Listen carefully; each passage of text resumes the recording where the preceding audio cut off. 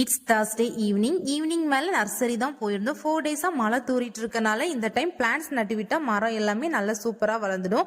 Maximum எல்லா fruits மரமே வீட்டில் இருக்கிறனால சப்போட்டா மட்டும் நிழல்ல நிற்குது. அதனால ஈல்டு எதுவுமே பெருசாக இல்லை. சப்போட்டா பிளான்ட் வாங்குறதுக்காக வேண்டி தான் கிளம்பி போயிருந்தோம். கார்டனில் போன்சாய், பாம் ட்ரீ, அப்புறமா ஆரஞ்சு எல்லாமே கொத்து கொத்தாக காய்ச்சி சூப்பராக இருந்துச்சு. பார்த்தீங்கன்னா நிறைய இண்டோர் பிளான்ட்ஸ், குரோட்டன்ஸ் எல்லாமே வெரைட்டியாக மேக்ஸிமம் நிறைய இருந்துச்சு. இண்டோர் பிளான்ட்ஸ்க்கு நிறைய ஆப்ஷன்ஸ் இருந்துச்சு.